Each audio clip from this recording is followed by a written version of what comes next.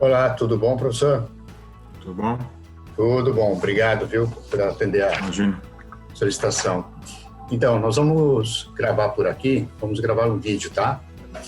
Então, eu lhe faço as perguntas e o senhor vai respondendo uma a uma com o tempo que for possível, tá bom? Ok. Então, vamos lá. Como a universidade pública está lidando com os desafios das aulas não presenciais?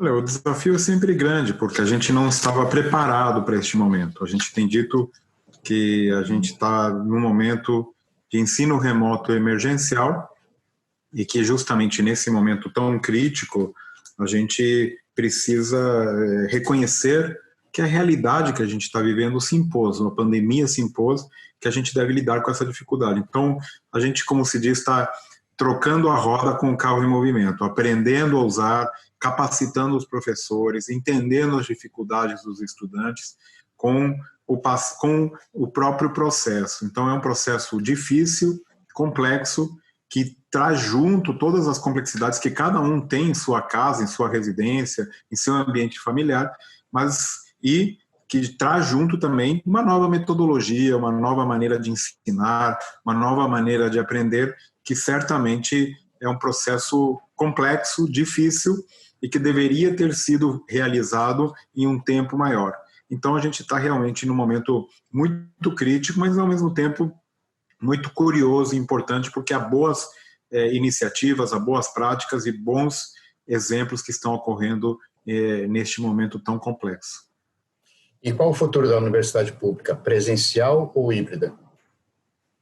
Acho que continuará sendo presencial. A força da universidade pública, na realidade, de uma universidade, é justamente a presença e toda a possibilidade que ela traz de atividades extracurriculares, atividades de cultura, atividades de iniciação científica, conexão interdisciplinar. Então, a presença no campus universitário ela é fundamental e faz parte, eu diria, iria até mais longe, eu acho que ela é até mais importante do que a sala de aula.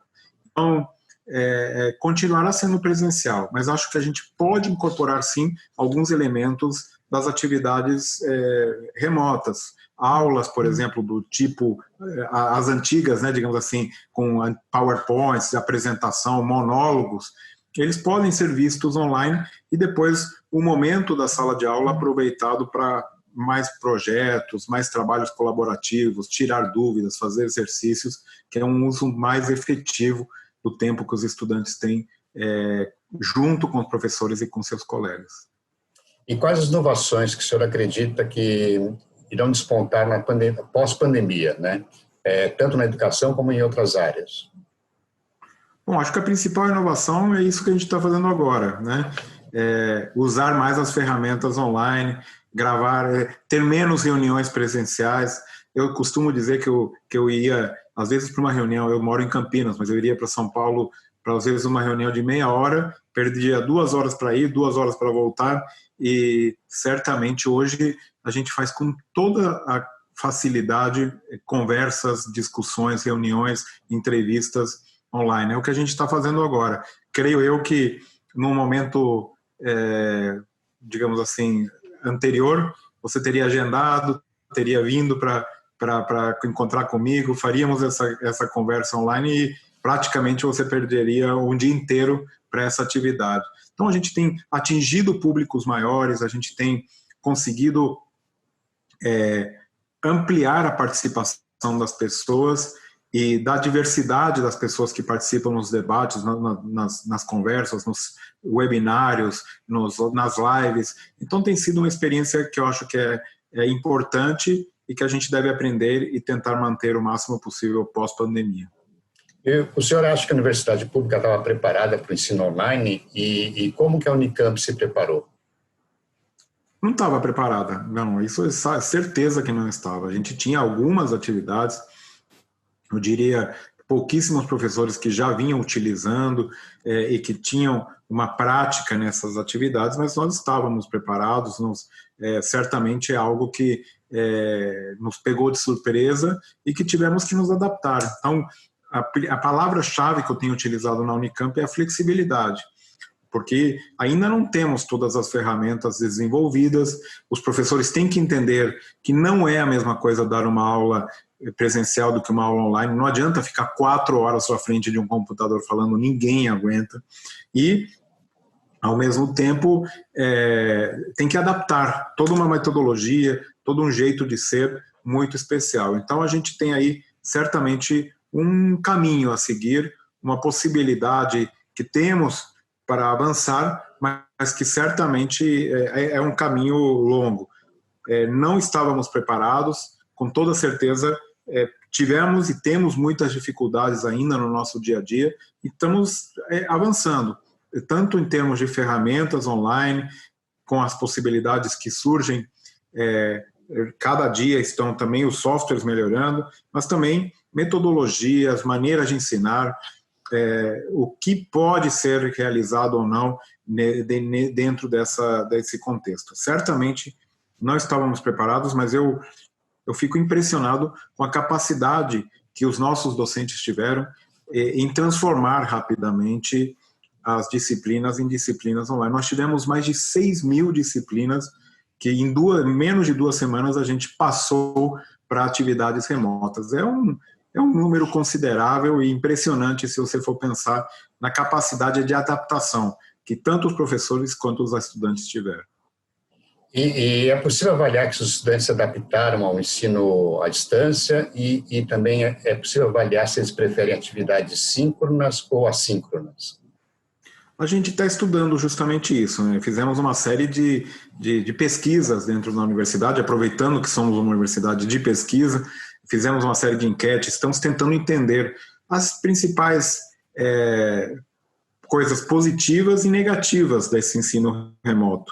Então, tem muitas respostas que a gente está analisando ainda, ouvindo a experiência dos estudantes e dos professores nesse contexto tão complexo. Mas certamente é algo que estamos avaliando e investigando. Eu acho que um equilíbrio, uma mistura entre as duas coisas é sempre positiva. Ter atividades síncronas é importante para manter a união da turma, para manter o diálogo, a conversa, a discussão, e, ao mesmo tempo, as assíncronas são importantes para a revisão, para conceitos, para adaptar a possibilidade do estudante que nem sempre, durante aquele momento da aula síncrona, consegue se conectar ou tem um ambiente bom em casa. Então, temos que encontrar certamente o equilíbrio, e isso só é possível com flexibilidade e com boa vontade dos dois lados, tanto dos professores quanto dos estudantes. E o que os estudantes podem esperar da universidade quando eles puderem voltar ao campus? Bom, a gente está já planejando as atividades de retorno. Então, certamente a gente tem uma preocupação muito grande com a saúde, realmente com a...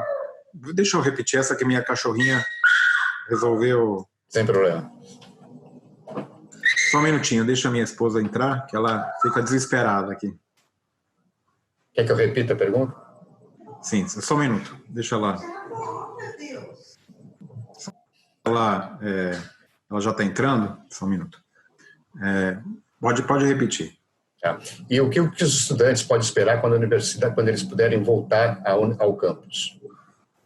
Bom, a gente está planejando as atividades de retorno ao campus, com muito cuidado com a saúde das pessoas, da comunidade de maneira geral. Então, a gente vai estar planejando testar todos os alunos, todos os professores, todos os funcionários.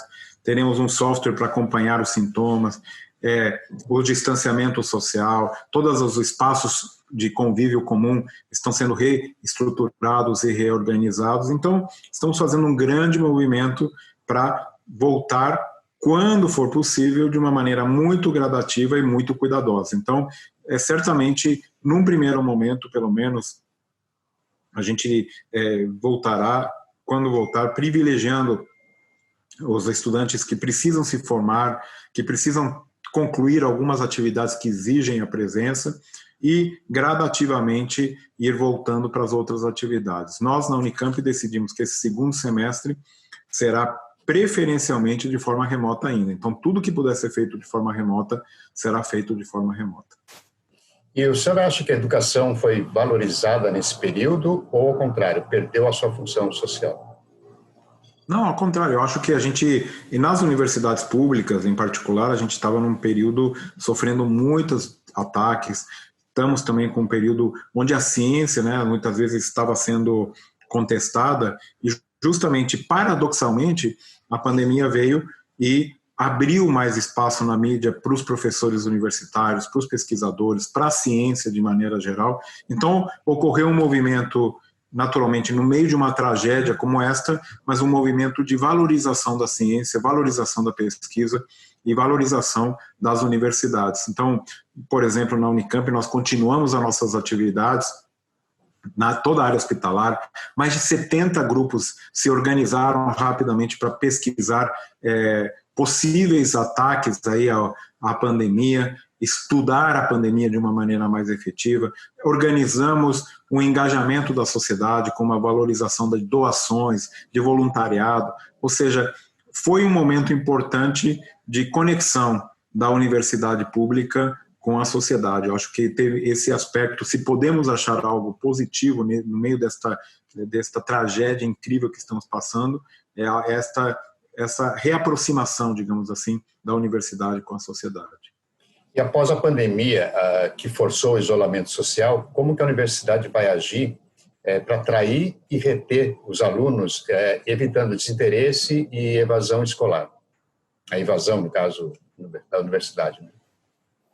Bom, eu acho que no caso das universidades públicas isso não vai acontecer tanto, porque realmente é muito difícil de entrar, é muito seletiva, então os estudantes sabem a oportunidade que estão tendo naquele momento e tem o fato delas serem absolutamente gratuitas. Então, isso é um fator importante, que é diferente do caso das universidades privadas, que certamente sofrerão uma taxa de evasão muito elevada, e isso está ocorrendo, infelizmente, não só aqui no Brasil, mas no mundo inteiro, e é um fator de preocupação importante e que precisa ser discutido, avaliado e ver quais são as melhores maneiras para mitigar esse problema que certamente ocorrerá em muitas universidades.